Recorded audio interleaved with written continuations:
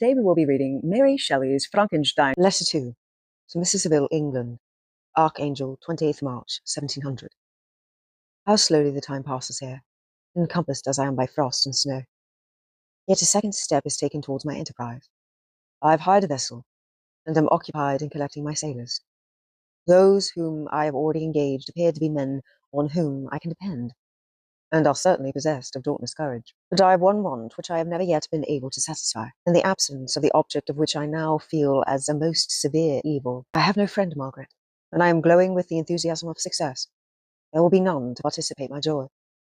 If I am assailed by disappointment, no one will endeavour to sustain me in dejection. I shall commit my thoughts to paper. It is true, but that is a poor medium for the communication of feeling. I desire the company of a man who could sympathize with me, whose eyes will reply to mine.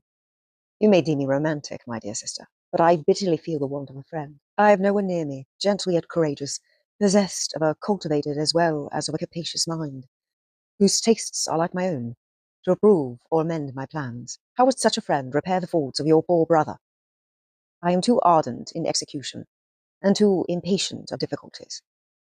But it is a still greater evil to me that I am self-educated. For the first 14 years of my life I ran wild on a common, and read nothing but our Uncle Thomas's books of voyages. At that age I became acquainted with the celebrated poets of our own country, but it was only when it ceased to be in my power to derive its most important benefits from such a conviction that I perceived the necessity of becoming acquainted with more languages than that of my native country. Now I am 28, and am in reality more illiterate than many schoolboys of 15.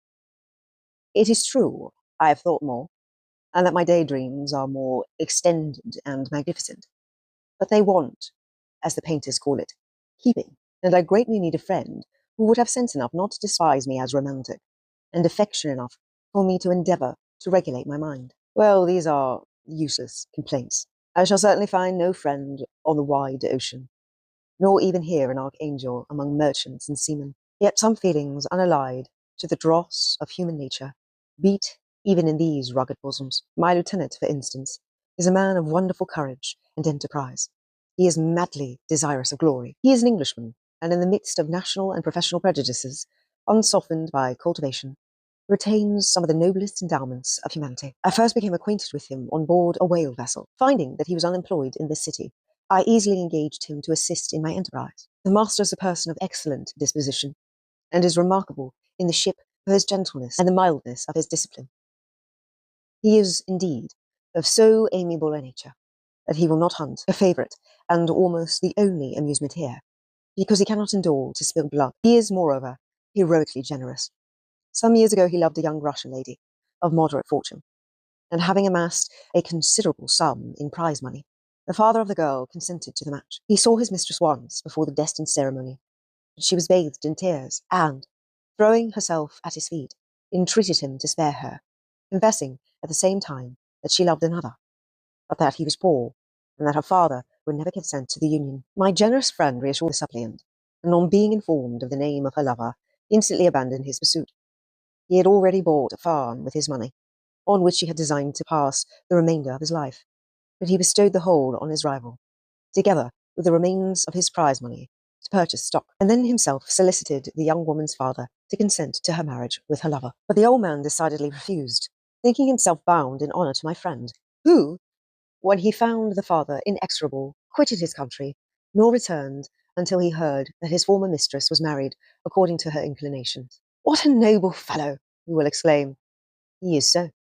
But then he has passed all his life on board a vessel, and has scarcely an idea beyond the rope and the shroud. But do not suppose that, because I complain a little, or because I can conceive a consolation for my toils, which I may never know, that I am wavering in my resolutions. Those are as fixed as fate, and my voyage is only now delayed until the weather shall permit my embarkation. The winter has been dreadfully severe, but the spring promises well, and it is considered as a remarkable early season, so that, perhaps, I may sail sooner than I expected. I shall do nothing rashly. You know me sufficiently to confide in my prudence and considerateness whenever the safety of others is committed to my care.